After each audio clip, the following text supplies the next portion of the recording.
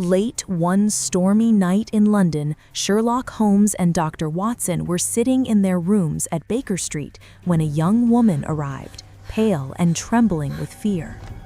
Her name was Helen Stoner, and she had come because she believed her life was in grave danger. Helen explained that she lived at an old family estate called Stoke Moran, a lonely and decaying mansion in the countryside. The house belonged to her stepfather, Dr. Grimesby Roylott, a violent and cruel man with a terrible temper. He had once been a doctor in India and had returned to England with strange habits and wild animals. 2 years earlier, Helen's twin sister Julia had died suddenly in her bedroom at the estate. Just before dying, Julia had cried out strange words that haunted Helen even now. It was the Speckled Band. No one ever understood what Julia meant. Now Helen feared the same fate. Helen told Holmes that she and her sister were heirs to a large inheritance from their mother. If either sister married, Dr. Roylott would lose control of part of the money. Julia had been engaged to be married, and she died just before the wedding. Recently, Helen herself had become engaged. At the same time, she was forced to move into a different bedroom in the house, the very room where Julia had died. This room was strange in many ways. A bell rope hung beside the bed, but it was not connected to anything. A ventilator opened into Dr. Roylott's room. The bed was bolted to the floor, unable to move. Every night, Helen heard a soft whistling sound, followed by a dull metallic noise.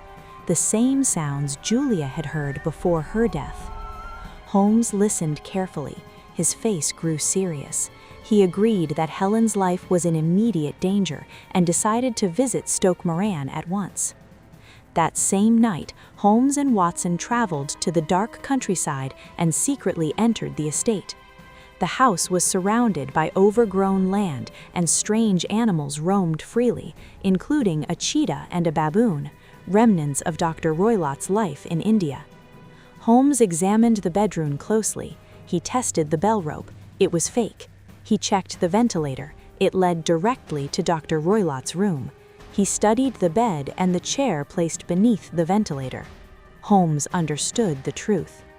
They waited silently in the dark, determined to catch the murderer in action.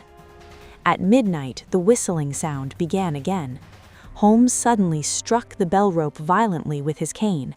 A horrifying hiss followed.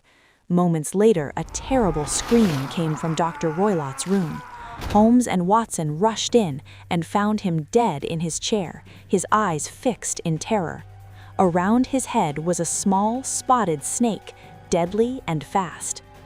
Dr. Roylott had trained a poisonous snake from India to crawl through the ventilator, slide down the bell rope, and bite the sleeping victim. Afterward, he would call the snake back by whistling. The Speckled Band was the spotted snake itself. That night, Holmes had interrupted the snake's path. Confused and enraged, it returned to its master instead. Dr. Roylott was killed by his own evil plan. The authorities ruled the death an accident. Helen Stoner was finally safe, free to live her life without fear. Holmes quietly admitted that he felt no guilt. He had not attacked Roylott, he had only stopped a murder. Fate delivered justice. And thus ended one of the most chilling cases Sherlock Holmes ever solved.